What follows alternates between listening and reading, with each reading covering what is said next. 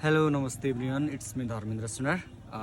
आज चाहिँ धेरै पछि म तराई घर आफ्नो घर अमरावतीमा आइरहेको छु र ठुली मम्मीसँग पनि भेट्न भएको धेरै भइसकेको छ र आज स्पेसली ठुली मम्मीलाई अनि दाइहरूलाई भाउजूहरूलाई भेट्ने भनेर आएको। र जहिले पनि ठुली मम्मीले चाहिँ मलाई एउटा क्वेसन गर्नुहुन्छ, सबैको बिहे भइसक्यो, तेरो मात्रै बाँकी छ, अब आउँदाखेरि चाहिँ बुहारी ल्याएर आउनु भन्नुभएको थियो। सो यो साल पनि बुहारी ल्याउन चाहिँ सकिएन, नेक्स्ट इयर चाहिँ म ल्याउने छु। तर आज चाहिँ ठुली मम्मीलाई दिदी र मेरो प्लानिङमा हामी प्र्याङ्क गर्दैछौँ। यता मेरो प्रिय दिदी हुनुहुन्छ, दिदीलाई पनि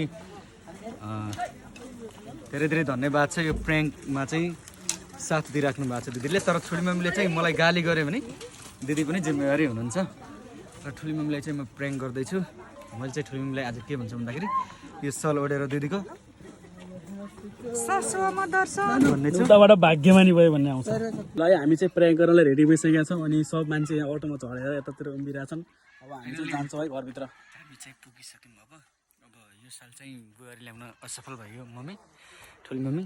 नेक्स्ट इयर चाहिँ अवश्य पनि सफल हुन्छ। तर आज चाहिँ म बुहारीको रोल खेल्दैछु। स्पेसल केटी जस्तो देखिनु भएको चाहिँ पछाडिबाट त फरकै नपर्ने। ल है त अब घरमा जान्छौँ हामी। घरभित्र छिरेमा है सब हिँड्दै हुनुहुन्छ।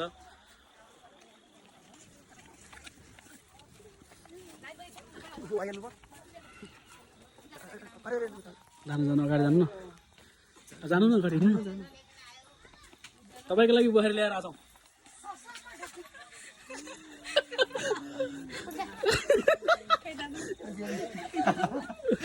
माक्स गर्नु न, माक्स गर्नु।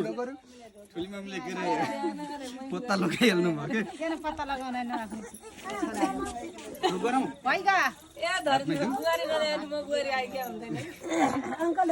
ल रमाइलो भयो। भाग्यमानी थाहा पाइहाल्नु भयो। म पहिल्यै हाँसिहालेँ, म आफै नत्र झुक्क्याउने भन्ने प्लान थियो।